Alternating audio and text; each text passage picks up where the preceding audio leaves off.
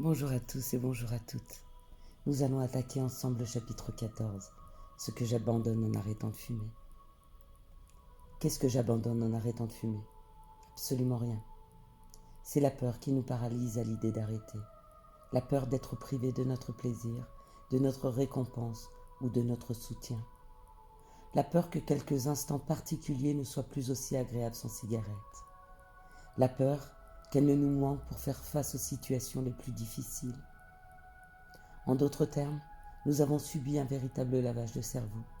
Nous sommes en effet persuadés que nous souffrirons de quelque faiblesse ou que la cigarette possède un effet mystérieux dont nous avons besoin et qu'il y aura un vide en nous lorsque nous arrêterons de fumer.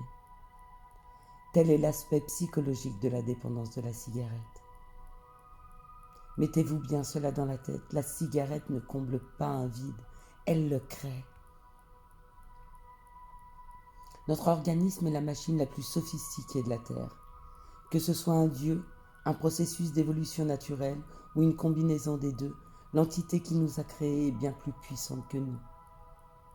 L'homme n'est pas capable de créer la moindre cellule vivante, mis à part le cas de la reproduction, que l'on maîtrise cependant bien mal.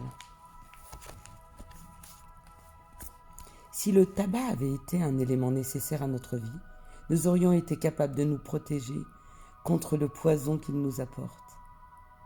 Il est en revanche certain que nous disposons de dispositifs de sécurité ou de sonneries d'alarme comme la toux, le sentiment de vertige, de malaise que l'on ressent lors de la première cigarette. Nous l'ignorons ce message, à nos risques et périls. L'éclatante vérité est qu'il n'y a rien à abandonner. Une fois notre corps débarrassé de ce petit monstre et votre esprit affranchi de son conditionnement au tabac, vous n'aurez ni envie ni besoin de cigarette. Prenons un exemple. La cigarette n'améliore pas un repas, elle le gâche. D'abord parce qu'elle détruit progressivement notre goût et notre odorat. Observez les fumeurs au restaurant, fumant entre les plats. Ils n'apprécient pas le repas. Ils n'en peuvent plus d'attendre la fin du repas pour pouvoir enfin savourer leur cigarette. Beaucoup fument tout en sachant que cela dérange les autres. Ce ne sont pas des personnes sans gêne, mais sans leur cigarette, ils sont malheureux et partagés en permanence entre la frustration de ne pouvoir fumer et le remords de déranger les autres, quitte à se sentir minables. Observez-les lors d'une cérémonie, quand vient l'interminable attente du toast. Beaucoup s'éclipsent prétendant un besoin urgent et en profitent naturellement pour allumer une cigarette. C'est là qu'apparaît le vrai visage de la cigarette, celui d'une drogue. Le fumeur ne fume pas parce que cela lui fait plaisir, mais parce qu'il souffre s'ils ne le font pas. Beaucoup d'entre nous avons commencé à fumer lors d'occasions plus ou moins sociables, lorsque nous étions jeunes et timides. Nous en avons acquis la certitude que nous ne pourrons jamais apprécier de telles occasions sans cigarette. C'est là un contresens. Le tabac vous enlève votre confiance en vous. La plus grande preuve de la peur que la cigarette provoque chez le fumeur est l'effet qu'elle produit chez les femmes. Presque toutes les femmes sont attentives à leur apparence. Elles n'envisagent pas un instant de se montrer dans certaines circonstances sociales sans être impeccablement habillées et irrésistiblement parfumées. Pourtant, leur haleine fétide de cendrier surhumaine ne semble pas leur poser de problème. Je sais que cela les dérange énormément. Beaucoup ont horreur de cette odeur qui imprègne leurs cheveux et leurs vêtements. Mais cela ne suffit pas à les dissuader de fumer. C'est la peur que la cigarette leur incline qui en est responsable. La cigarette n'aide pas dans la vie sociale, elle la gâche.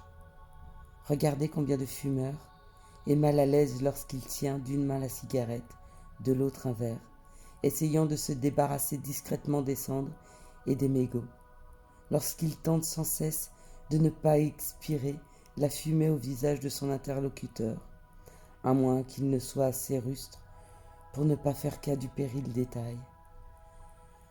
Comme il est anxieux de savoir si son interlocuteur a remarqué son haleine fétide, son doigt jauni ou ses dents grises.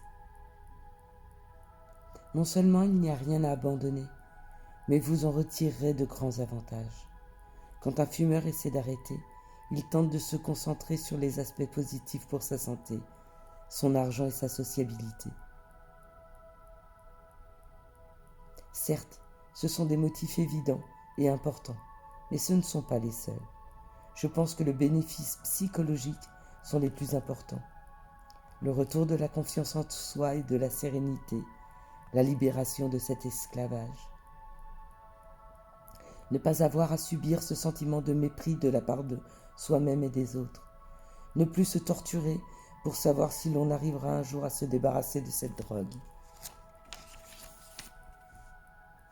La vie d'un non-fumeur est meilleure et beaucoup plus agréable. Ce n'est pas seulement vrai sur le plan de la santé, mais également sur bien d'autres plans, tout aussi importants. Je reviendrai dans le chapitre suivant sur ces merveilleux avantages. Certains fumeurs ont des difficultés à admettre que le tabac n'apporte rien. C'est pourtant un point essentiel que je me propose de bien en expliquer à l'aide d'une analogie. Imaginez que vous ayez une irritation sur le visage. Vous en parlez à quelqu'un qui vous conseille une pommade miracle. Vous l'essayez et en quelques secondes, le mal disparaît. Une semaine plus tard, l'irritation réapparaît. Vous décidez d'acheter un tube de pommade et dès que vous en mettez sur la plaie, elle disparaît à nouveau. L'irritation revient quelques jours plus tard et de plus en plus fréquemment. Chaque fois, elle gagne sur le visage, se révèle de plus en plus douloureuse, mais disparaît dès qu'il y a une application de pommade. Au début, quelques mois, tout le visage en est couvert. Cela revient toutes les demi-heures et c'est maintenant extrêmement douloureux. Vous savez que cette pommade ne résout pas le problème, qui temporairement, et cela vous inquiète. La maladie va-t-elle gagner tout le corps? Deviendra-t-elle permanente? Vous allez voir votre médecin, qui ne peut pas la soigner. Rien n'est plus efficace que cette merveilleuse pommade. Maintenant, vous déposez complètement la pommade. Vous ne sortez plus sans elle. Si vous partez à l'étranger, vous vous munissez de 10 tubes d'avance. Et pour aggraver votre problème, le revendeur de cette pommade fait payer 500 francs par tube. Mais vous n'avez pas d'autre choix que de payer. Vous constatez en lisant le journal que vous n'êtes pas la seule victime. Des milliers de personnes souffrent exactement du même mal. En fait, des chercheurs ont découvert que la pommade ne guérit absolument pas la maladie. Elle n'élimine que progressivement l'irritation de la face, de la peau. Le comble est qu'en réalité, c'est la pommade qui entretient et propage la maladie. Tout ce qu'il va vous rester à faire est d'arrêter d'utiliser cette pommade et en quelques jours, tout aura disparu. Allez-vous continuer à l'utiliser? Avez-vous besoin d'une quelconque brin de volonté pour y parvenir? Certes, si vous ne croyez pas aux affirmations de l'article, il est légitime que vous ayez en quelques jours d'appréhension. Mais si vous constatiez que la maladie se résolve progressivement, le besoin ou l'envie d'utiliser la pommade ne se manifestera certainement plus. Seriez-vous malheureux? Vous avez un terrible problème que vous croyez insoluble, mais vous avez trouvé la solution. Même s'il fallait une année entière pour en être complètement guéri, vous pensez chaque jour, en voyant le mal disparaître, qu'il est extraordinaire que cela s'arrête et que vous n'en mourrez pas. C'est là toute la magie qui m'est apparue lorsque j'ai éteint ma dernière cigarette. Laissez-moi préciser un dernier point à propos de cette analogie. La maladie que provoque la pommade n'est pas à mettre en parallèle avec un cancer du poumon, ou une angine, ou une bronchite, une maladie artérielle ou un asthme chronique. La maladie dont je parle n'est pas non plus l'argent qui part en fumée, ni la mauvaise haleine, ni les dents tachées. Ce n'est pas là tout. La léthargie, ce matin passé à souffler, ni la circonstance où nous souffrons de ne pouvoir fumer. Ce n'est même pas ce mépris de nous-mêmes, ni celui des autres. Tous ces mots viennent s'ajouter à celui dont je vous parlais. Le vrai mal est celui qui justifie que l'on ferme les yeux sur tous les autres. C'est simplement ce sentiment de panique. Il faut que je fume une cigarette. Seul le fumeur souffre de ce mal-là. La pire des choses dont nous souffrons est la peur. Cette peur insidieuse et le bienfait le plus merveilleux que vous recevrez sera d'en être débarrassé. C'est comme si un épais brouillard avait subitement fait disparaître de notre esprit. J'ai alors clairement compris que ce sentiment d'envie, de panique de cigarette, n'était pas une sorte de faiblesse en moi, qu'il n'était pas dû à une vertu magique de la cigarette. Il était seulement dû à la première cigarette, chaque cigarette suivante.